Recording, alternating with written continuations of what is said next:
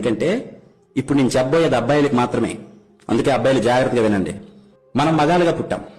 మగాడిగా పుట్టడం ఈజీనే, కానీ మగాడు అనిపించుకోవడం చాలా కష్టం నాయనా. ఒకసారి మగాడి జీవితాన్ని చూద్దామా? 5వ క్లాస్ లోపు అమ్మా నాన్న తప్ప మనకింకేం తెలియదు. 6వ క్లాస్ నుంచి 10th క్లాస్ వరకు కొత్తగా అన్నీ నేర్చుకుంటాం. పుస్తకాల్లోని పాఠాలన్నీ చదివేసి మనకు మనమే గొప్పోడుగా ఫీల్ అయ్యి అమ్మా నాన్నకేం తెలియదు అనుకుంటాం. నాన్నకంటే నేనే తెలివైన వాడిని అనుకుంటాం.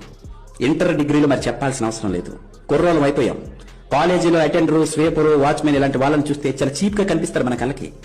ఇలాంటి పనులు మనం చస్తే చేయమనుకుంటాం. జీవితంలో ఏదో పెద్ద పొడి చేస్తాం అనుకుంటాం. తీరా డిగ్రీ పూర్తి బయటకు వచ్చాక చేతిలో ఉద్యోగం లేక, సంపాదన లేక, బయటికి వెళ్లి బ్రతకలేక సంపాదించడం ఎంత కష్టమో అప్పుడు తెలుసుకుంటాం. చిన్న ఉద్యోగం అయినా ఎంత విలువైందో అప్పుడు అర్థమవుతుంది. వయసు వచ్చిన కొడుకు ఇంట్లో ఖాళీగా ఉంటే అమ్మా నాన్న నిన్ను అదోలా చూస్తుంటే అప్పుడు మీరు రెడీ అవుతారు. 5,000 జీతమైన చాలు ఏ పనైనా చేస్తానని.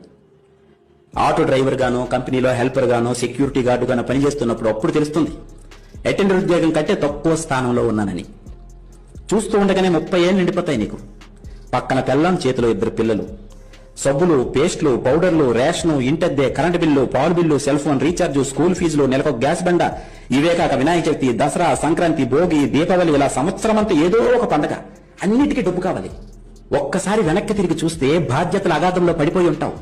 వచ్చిన శాలరీ సరిపోదు, ఎక్కడ చూసినా అప్పులే. సడన్ గా పిల్లలకు బాగాలేకపోతే ఒరికిపోతావు. చేతిలో 500 కూడా ఉండదు. జీతం రాగానే ఇస్తాను 500 ఫోన్ పే చేయరా అని క్లాస్మేట్ ఫ్రెండ్ ఫోన్ చేస్తావు. డబ్బు సంపాదించడం ఎంత కష్టమో తెలుసుకుంటావు. ఇప్పుడు కాలేజీ రోజుల్లో అన్నీ నీకే తెలిసిన ఎగిరిపడే నీకు 30 ఏళ్లు నిండితే గానీ అసలు జీవితం అర్థం కాదు. అంతలోనే నీ పేరెంట్స్ ఈ లోకం విడిచిపోతారు. అప్పుడు తెలుస్తుంది నీకు జీవితం అస్సలు విలువ. కూలి పని చేసైనా నీ తండ్రి నిన్ను ఎలా పెంచాడో గుర్తు చేసుకుంటావు. ఊరంతా బలాదో తిరిగొచ్చినా అమ్మ ఎలా భోజనం పెట్టేదో గుర్తొస్తుంది నీకు.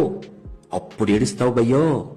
తొక్కలో లవ్వని అమ్మాయి వెంట తిరిగి అది మోసం చేస్తే ఏడ్చావు చూడు, అసలు అది ఏడుపే కాదు. అమ్మా నాన్న పోయాక ఇప్పుడు వస్తుంది చూడు, ఇది అస్సలు ఏడుపు. తెల్లారితే ఈఎంఐ కట్టాలి. అప్పులు వాళ్ళు ఫోన్ చేస్తుంటారు, సమాధానం చెప్పలేక ఫోన్ స్విచ్ ఆఫ్ చేసుకుని పడుకుంటావు. కానీ నిద్ర పట్టదు.